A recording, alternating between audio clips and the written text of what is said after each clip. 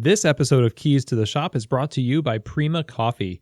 Whether it's espresso machines, manual brewing devices, or general coffee shop needs, they seek to pursue the most innovative coffee products, both domestic and abroad, to offer their customers. Find out more at prima-coffee.com.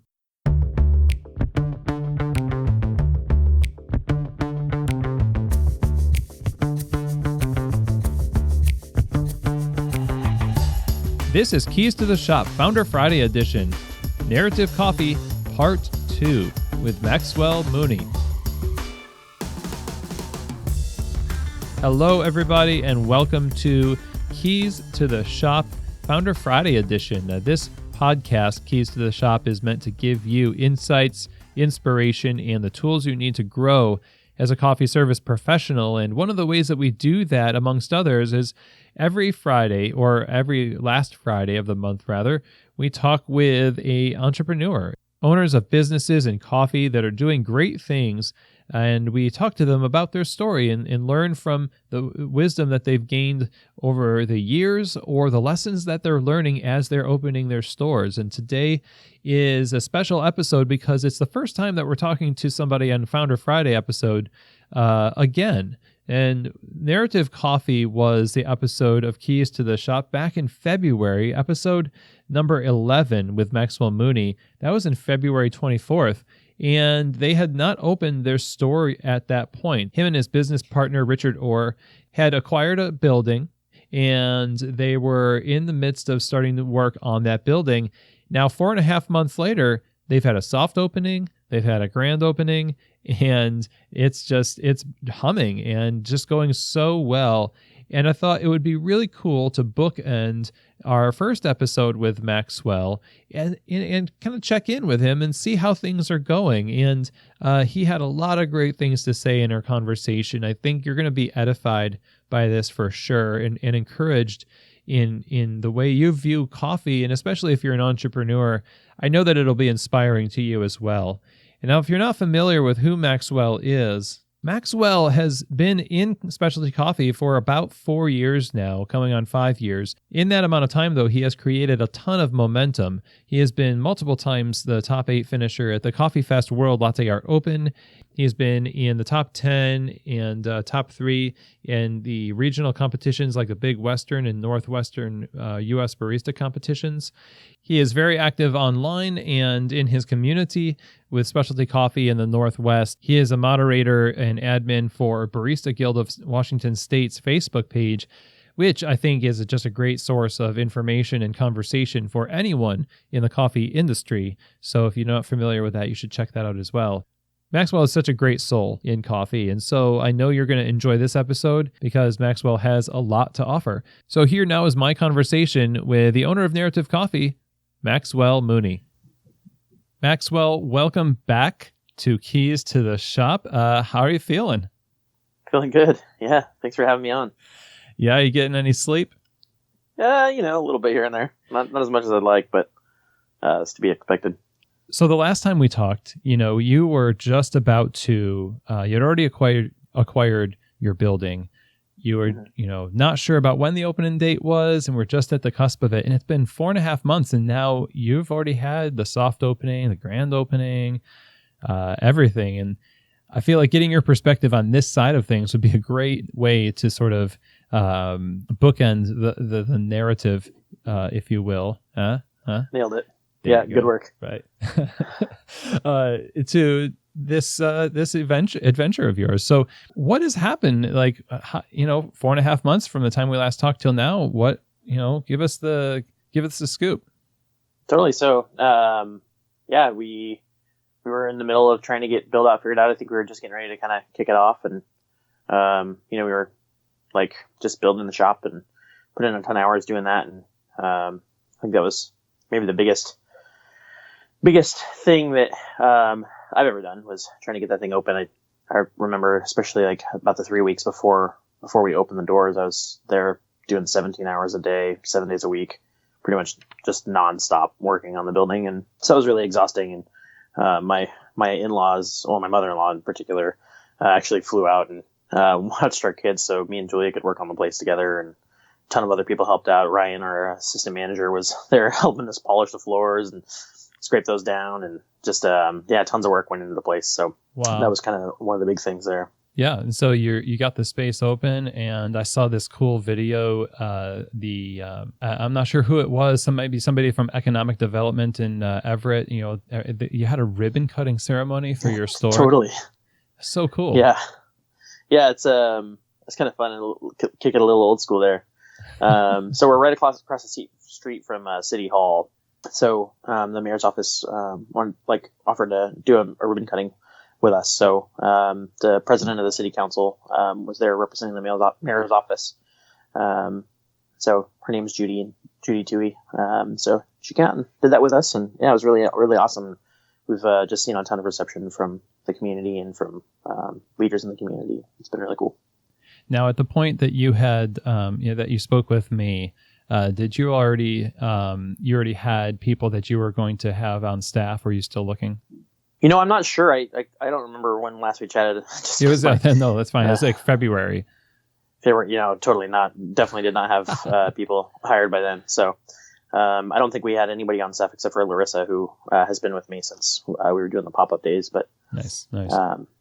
Since then we hired one person for our assistant management position. That was Ryan Beeson, and we worked together back at Wadrow back in the day. And he was stepped out of coffee for a little while and was ready to hop back in. And so we're super excited to have him on the team. And then from there, we did kind of group interview style hiring process just to try to, never really hired a staff from the ground up before. So I was a little nervous about finding the right people in the first place and then knowing how everybody would work together as a team. So we organized these group events where people would send us their resumes, and then we'd ask them to come in for a group event, and we'd do some icebreaker activities, and then we'd do some scenario activities where the groups would have to work together to figure out and come to a consensus on, it was a survival game scenario basically. So imagine you're on a plane that crashed and had 12 items you could take. Which ones do you do and why? And everybody had to come to a consensus on it. And so we did that, and then in the midst of it, we pulled people out for individual group interviews or individual personal interviews from out of the group. So it was really constructive for a couple of reasons. We had people out watching the group, so you could see the group dynamics and how people interacted in the group, but then you could also see how the group changed when one person was there or wasn't there. It was really, really encouraging, and we learned a lot, and so we found a great group of people out of it. So yeah, it was awesome, and our team is so strong, and I just feel really, really confident in the team there. And I feel like they've just done a phenomenal job of taking care of our people and taking care of our guests, and rolling with the punches of trying to get a new coffee bar opened, and kind of all the little changes that happen, and all the in the midst of the chaos of a new opening. So it's been really awesome. I'm so stoked about the team that we have. Sweet. It's a very interesting. I honestly have never heard about that way of hiring people. It sounds very much like scouting for people in football, just watching them and interviewing them individually after you see how they interact with other people. It's brilliant. I'm going to have to use that. It was actually really, really helpful because there were a couple of folks that, every once in a while you run into somebody who can dominate a conversation, dominate a group. And so it's sometimes hard to accurately evaluate the rest of the group, the people in that group, if that person is there, because they just kind of change the dynamics so much. And we watched that happen with in one group in particular. And so seeing kind of how the group changed when that person wasn't there versus when they were, and how each person kind of interacted in the group in both of those instances was really helpful. And yeah, it was really cool. Nice. So in the midst of doing all this, obviously you're looking for particular things. I mean, what are you, let me back up, because in our last interview, one of the things that you were talking about was that you wanted in your cafe the hospitality to be kind of lived out through quality. Mm-hmm. You wanted people to feel welcome. And this is the big deal for Everett. You wanted to give them a space that they didn't have. They need to go to Seattle to get. What kind of values and skills, et cetera, were you looking for in these people who are going to champion that cause? Totally. So I guess some of Some of the first things we're looking for is like the way that people can interact, like on first impression, because so many times as a barista, you're having a first impression with somebody every time. So we looked for those things. We also just looked for a general ability to engage in conversation and speak meaningfully and kind of do some of that stuff. And just general warmth and feel and Dan Meyer says that hospitality is the way that something makes you feel. And so we looked for that kind of, how do we feel around that person? Do we feel welcome? Do we feel comfortable? Because, we knew that if that was the case in an interview where it's already a high stress situation, then if somebody can handle that in an interview, then they'll be able to imbue that warmth in the stress of being behind a bar. So we looked for that. And then just general, group dynamic things, like how do they interact with other people? Are they team focused? Are they self-oriented? Do they pay attention to the needs of the situation rather than, kind of whatever they can gain out of it? I mean, we were definitely looking for kind of your classic normal things too, like what's your schedule like and all those sorts of things. But, but at the end of the day, like kind of what we were really looking for was somebody who communicated or just kind of lived out that hospitality and that warmth and that ability to make people feel welcomed and taken care of, even, just on first conversation. So cool. So now you've got your team, and you mentioned earlier, and of course this is the case with every business that just starts out. I'm sure there were some hurdles that needed to be overcome in order to get to the grand opening, even like during the soft open. I wonder what kind of stuff did you uncover that needed to be ironed out, or things that you discovered that you really wanted to double down on from your soft open until your grand opening? So the first day was really, really eye-opening. We had everybody on staff was there, obviously, as you normally would have, all hands on deck, and we weren't sure exactly how busy it was going to be or what that was going to look like, and it ended up being just nuts all day. Pretty much a line out the door the whole day, and nice. It was so awesome. But my original concept was to I wasn't really thinking in high enough volume. I was thinking it would take a little bit of time to get to that level of volume, so we'd be able to kind of handle it a little bit more. But nice. Thankfully, I was wrong. But I had the register at the back end of the transaction, trying to communicate that, like, giving people a full experience and keeping the transaction a very small portion of it. But how it worked out in practicality was that people would get to the line first, they would put in their order with the host, then they'd make it all the way through, and then at the end we'd have to ask them what they got again. And so the guests were just getting like pestered with questions the whole time, and like orders are being forgotten and those sorts of things. So the next day we switched the place of the POS over to right when people first walk up, a little bit more traditional style, and it just definitely ironed out a lot of things that way, and our staff felt a lot more comfortable, and I think our guests were a little bit more comfortable with interacting with the space that way, because we had so many people who would walk past the host where they were supposed to kind of initially be greeted, and they'd walk straight to the register, which is at the back end of the line. So I think just for the sake of simplicity, we switched that, and that made a huge difference. Sweet. That was a big thing. Another interesting challenge is really trying to make our almond milk in-house and trying to keep it as fresh and minimally processed as we could. But I always kind of defaulted back to Califia Farms. I feel like they have the best off-the-shelf kind of regularly produced almond milk, especially for coffee. So we were working really hard on doing that, but we were having a hard time getting the almond milk to work the right way without adding a bunch of Ticaloid stuff and thickeners and xanthan gum and whatnot. Yeah, that kind of stuff. And I was trying to avoid doing that in the first place. And so anyway, all this to say, after we were having enough troubles keeping up volume and getting the quality where we wanted it, just decided to swap back over to Califia and, just take care of it that way. So that was, one of those kind of things you just figure out, and you're like, okay, this is not a hill I'm necessarily wanting to die on. Oh yeah. And it's more important to have stuff for your guests who have restrictions and the like than it is to necessarily do it in maybe a more idealistic way. Oh, it's interesting. If that's not what your business is built on. Having a hill to die on. And so many times I feel like there's just maybe an obstinance that says, no, this is our vision. We're going to do like all this stuff in house, even if it like literally kills us to do it because, it's our original vision. So it's really neat that, quickly pivoting to figure out a solution, for the sake of your guests ultimately. Yeah. Yeah. I mean, like for me, it's our values are quality more than it is like necessarily house making something. So if we can't do something in house, it's of high quality as something else, then I'd rather make that decision to do the non-in-house thing.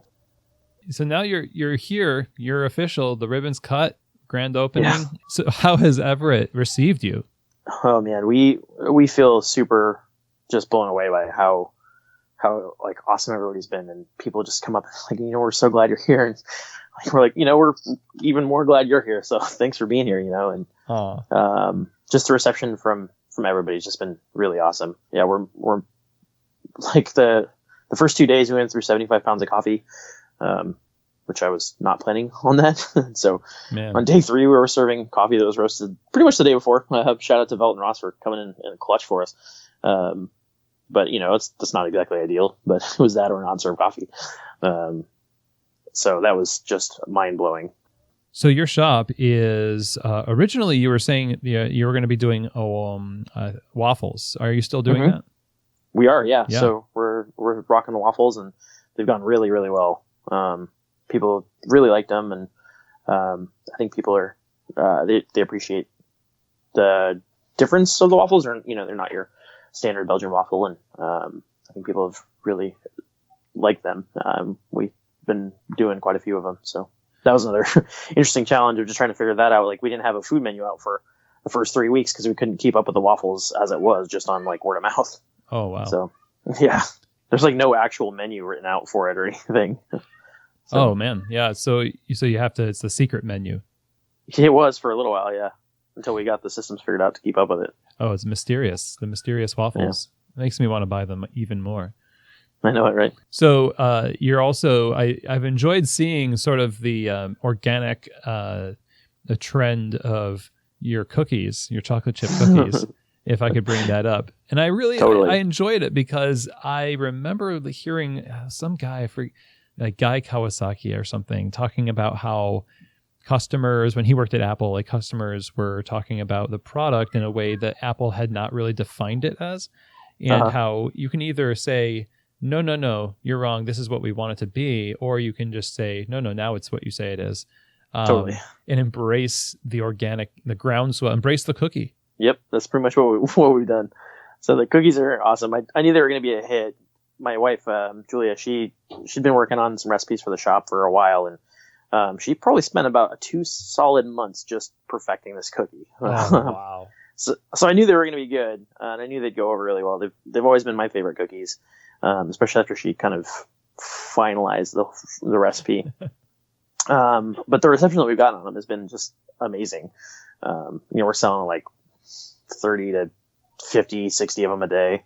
What? Yeah. So that's a lot of cookies. I know, it's a ton of cookies. The worst part is because we bake them all fresh, and we bake them right up at the front of the shop. And so what happens is we get this chain of cookie purchases where people see them coming out of the oven and then they want them. So then they'll wait for like 15 or 20 minutes just to get their cookie fresh out of the oven. So we're like cooking as many as we can at a time, and it's pretty hilarious. That's like the smoothie. Like some person orders some crazy whipped cream smoothie drink, and the person behind them changes their mind. Oh, I want that. Totally. Yeah, that's exactly how it works. So it's pretty funny. Yeah, they've been awesome. And then we got, as any shop does, you get your reviews in, and you're wanting to kind of stay on top of them and address and fix any of the issues that you have that show up through reviews and all those sorts of things. But every once in a while you get one that you're just like, oh, come on, man. And that happened on one of the reviews that we got. And let's talk about that. I saw that on your Facebook and I was pissed for you. Totally. It was just funny because like the guy, the review was, said like the coffee was good. The cookies were amazing, but the place was full of hipsters. And so I 2 out of 5. And I was just like, come on, man. Like you're going to hate on people for the way they look. Like, is that seriously what's happening right now? It was just a really funny review and like ridiculous. So I posted it just joking. Sure. But that sort of contributed to the cookie thing a little bit.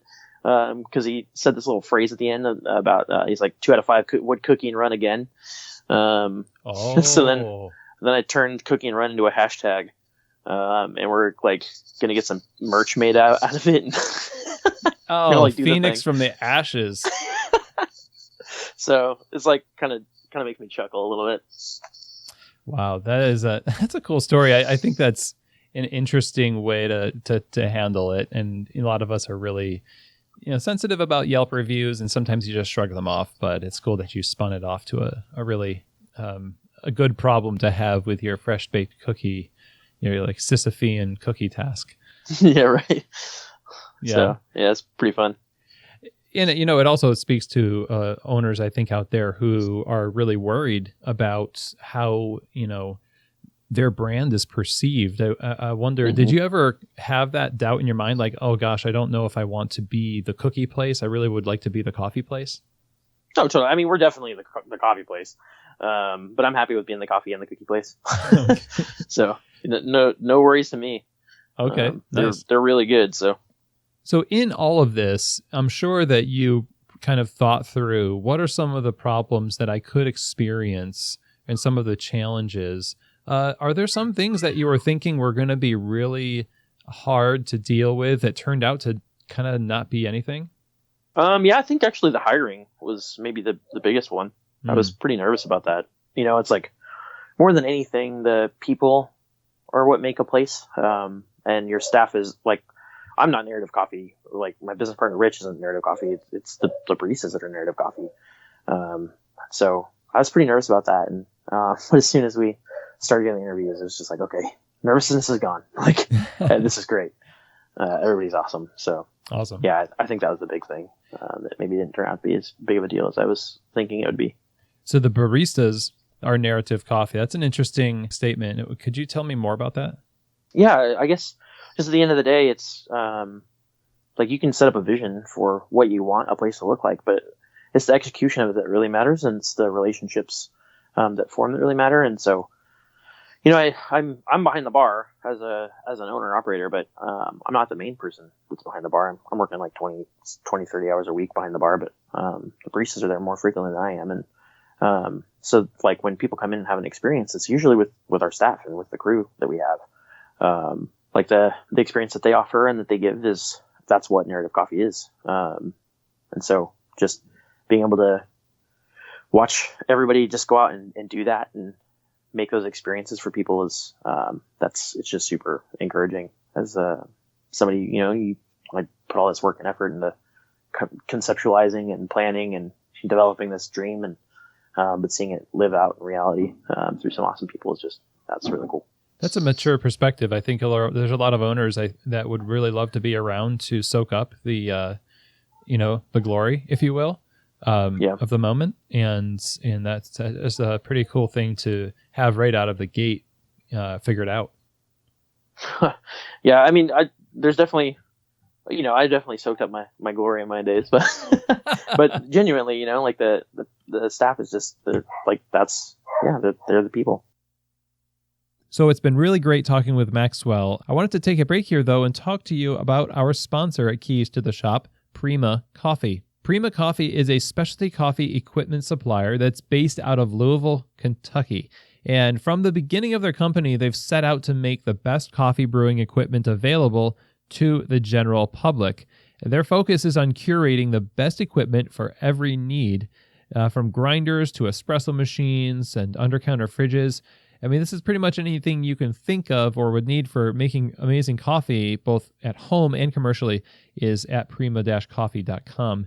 And they put a big emphasis also on having the expertise to help their customers get the right gear to fit every situation.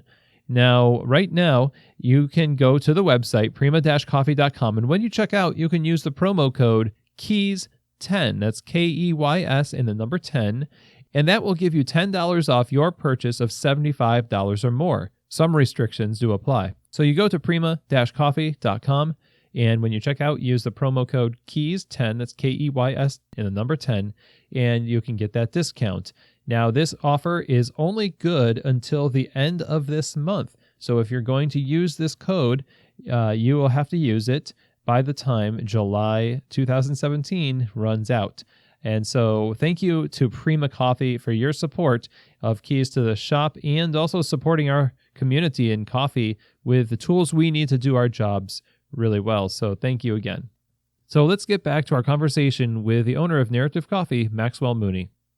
So, 4.5 months, it's just kind of probably flown by. You've got your, soft opening, learn some lessons and, switch things around just to, be on top of that, pivot quickly, register and your almond milk. And now you've got your team and they're the face of your business and they're doing great. Everett is loving you.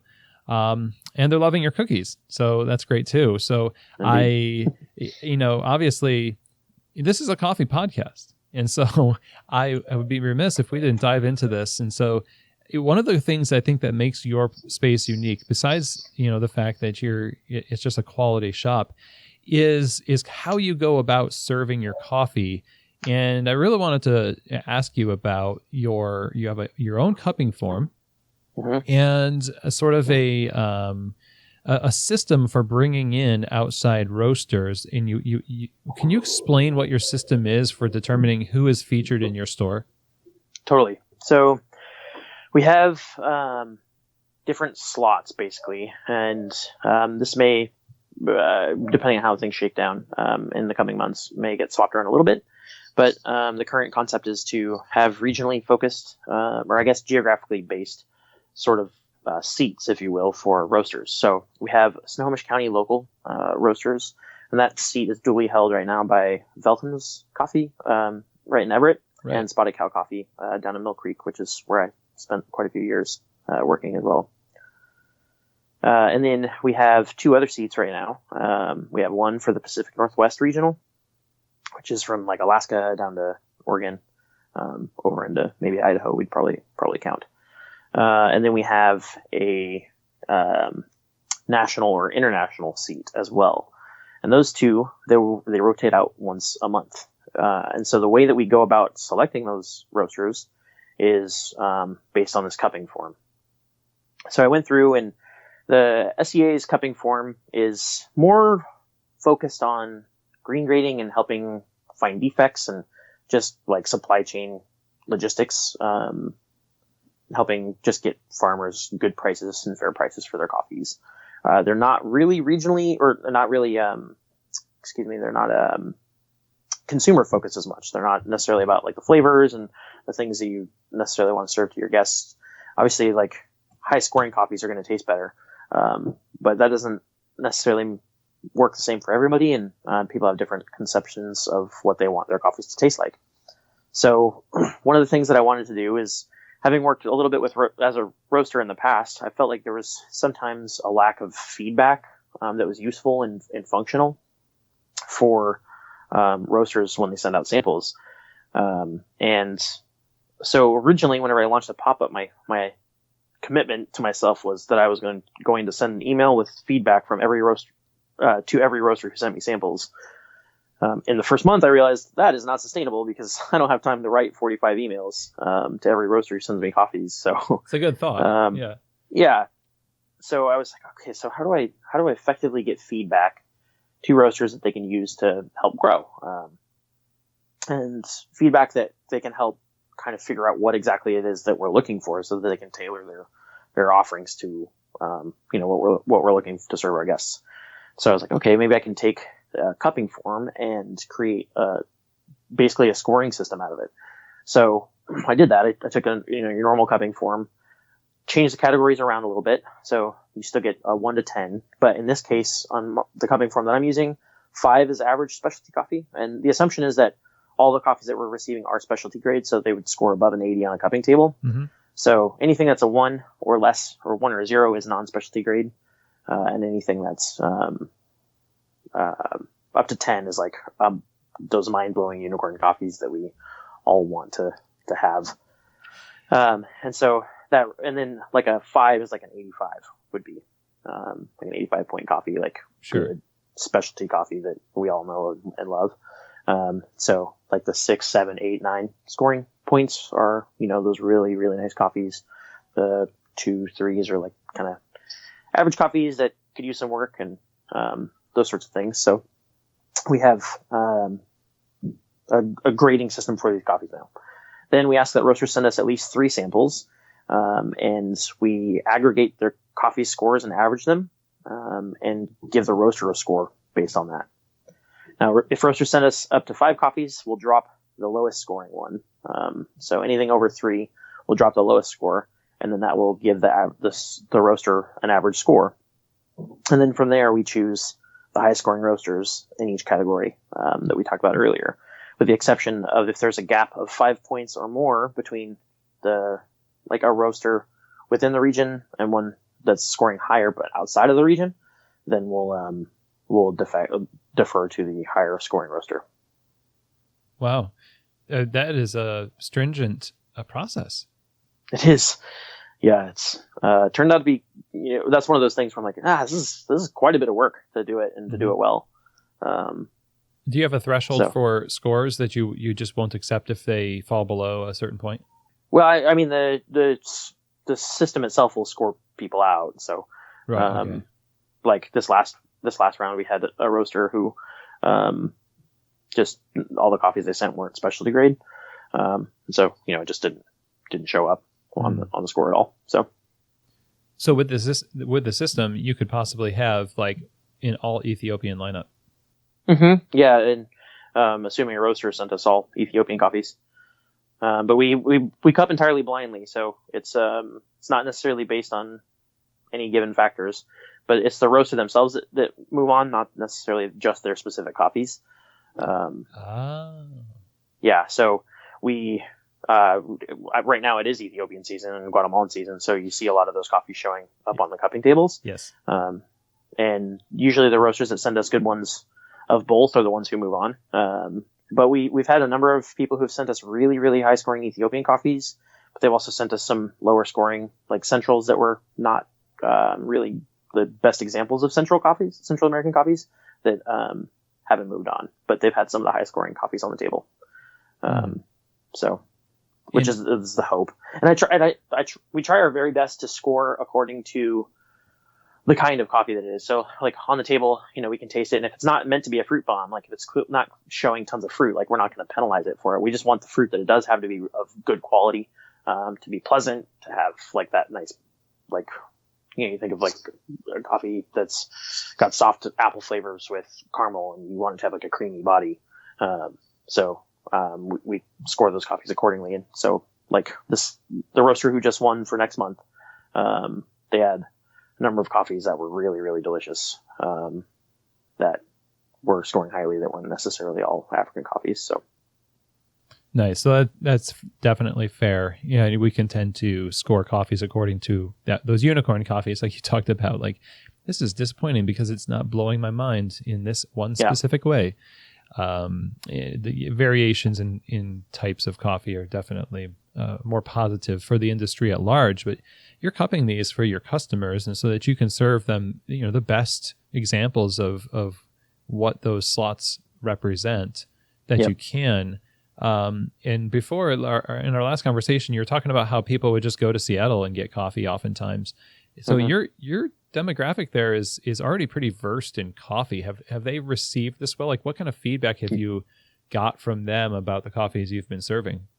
It's been overwhelmingly positive.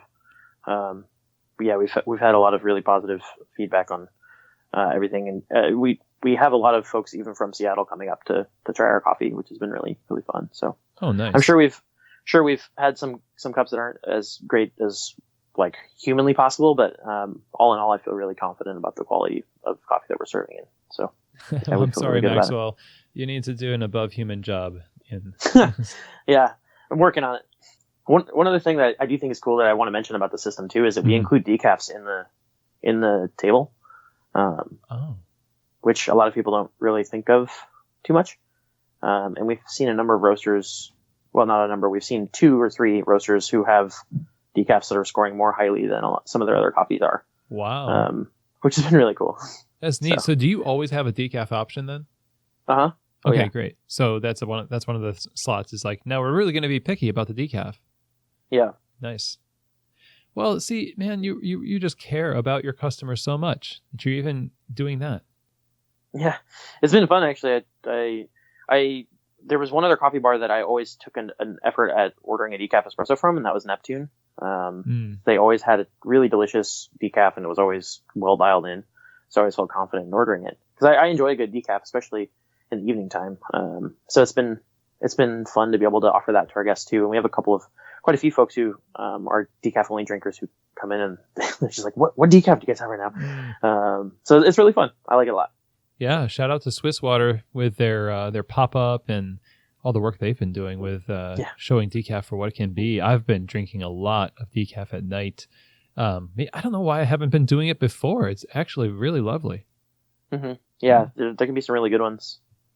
Well, I'm really excited to hear about all of this on the other side of your opening. And I know that, that it can be scary.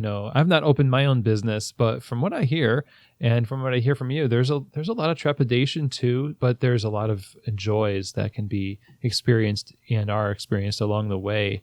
And so it sounds like a good balance of things have happened to y'all in this process.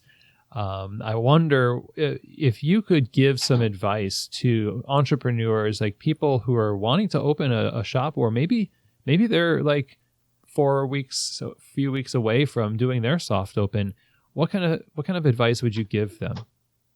Yeah, I think maybe one of the big ones is to really immerse yourself in your community and just spend time trying to get to know people and being an active participant before you try to open up a business. I think that's one thing that a lot of people don't really think about is the being known really makes a difference. And so I think it's a big one. And I've talked to a number of people who are kind of like, I want to move to a city and open up a coffee shop. I'm like, okay, you should do that a year and a half after you move to the city. Spend some time getting to know people and really being an active member of the community. I think that can be really helpful and can go a long way just to help make sure you have a sustainable business. That's not to say that the only reason you should be involved in the community is so that you can have a sustainable business, but or just say that those two things can work together really well. And so I notice a few people sometimes miss that. So that's a big one. Another one is to prepare and prep for volume, even if you don't think you'll necessarily get it. Make sure you build in the systems to handle it. Because if you're doing a good job, then maybe people really believe in it and come by. You should also have a really good cookie, right? Having a great cookie is not a bad idea. Yeah. I guess in general too, that's actually just a good business point, is to have something that you are doing that fills a need and is a bit of a niche, right? Because there are tons of different coffee shops or just general food restaurant businesses, and if you don't have something that makes you special and that you're filling a need and something in particular, then I don't know if necessarily existing is something that you shouldn't be trying to put out of business just because you want to open up a coffee shop. You should be trying to put one in because it serves a need and fills a need. So you can do that with other things as well. So Maxwell, I'm really excited to have gotten to talk to you. I think that's wonderful advice to give people, and you're living it. You're living the dream right now. I am. Yeah. It's been pretty awesome. And based on the amount of sleep, you might not know what the difference is between dreaming and wakefulness anyway. So basically, yeah, it feels all one and the same. So nice. So what's next? I'd say, well, you're going to go into work and make coffee, but kind of what is next for Narrative? Yeah. So for me, the next steps are to really get everything tightened down at the coffee bar and just get all those final systems locked in place and get the remaining, just logistical things like checklists and all those things that your podcast has been a wonderful resource on. But getting all those locked down and finalized and making sure that the shop runs really, really well. And then, we'd like to start looking for spot number 2. Kind of, keep moving forward and keep trying to serve our communities that are underserved. Sweet. Wow. So I guess we'll just be paying attention and closely watching. Where can people do that and stay in touch? Totally. So we're pretty active on social media, particularly on Instagram and Facebook. You can find us at narrative.coffee on Instagram. That's also our website address. So you can follow along there. We have an email list there, and we keep that relatively up to date.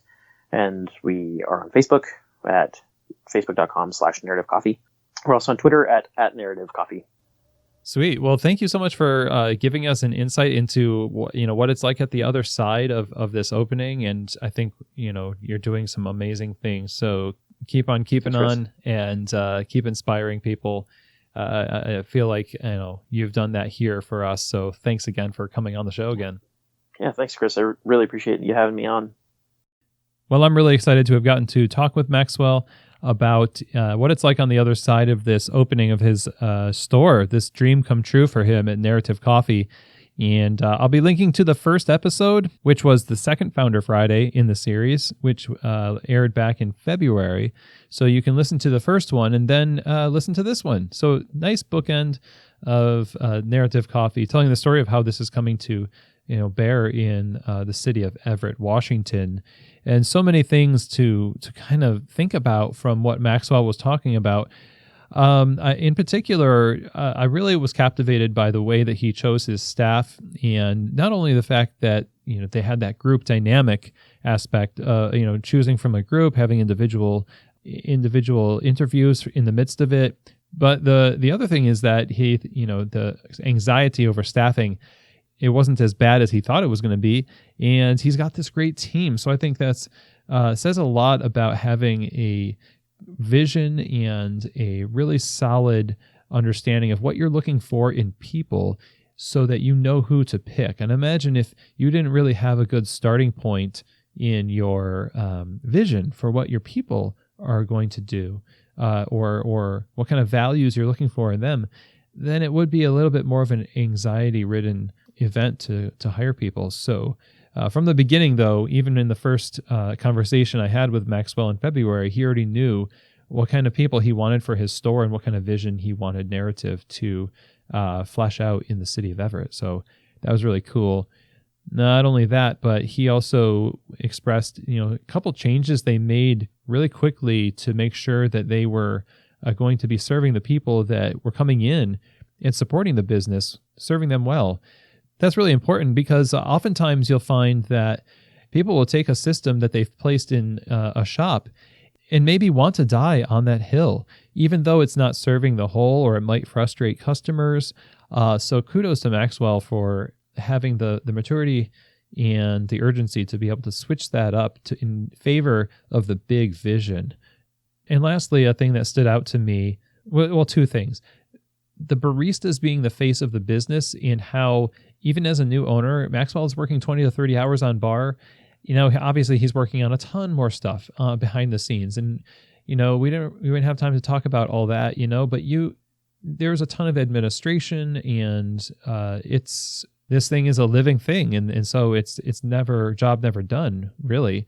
But a lot of owners are a little bit more protective of, the space, and Maxwell seems to have been able to give it over to the baristas, and know that, the baristas are the face of the business for the customer. And I think any of us in leadership who are responsible for leading a team of people who customers are more familiar with maybe than they are us, yeah, you might get that look from a customer like they don't know you, and you might not know the customer as well. And over time, I expect, Maxwell will probably not be on bar even that much, because if they're going to open a second store, that's going to require attention. So what is it that you're in the game for? Are you in the game for glory and credit, etc., or are you wanting to serve your community? Are you wanting to fulfill a purpose and fill a need in your space? I think the latter is probably a more sustainable way to approach how you equip your staff and how you equip yourself for success. Now that brings us to the last thing, which was his advice to entrepreneurs and people, in the midst of starting businesses, which is you have to get to know your community and know what they want and know something about the city.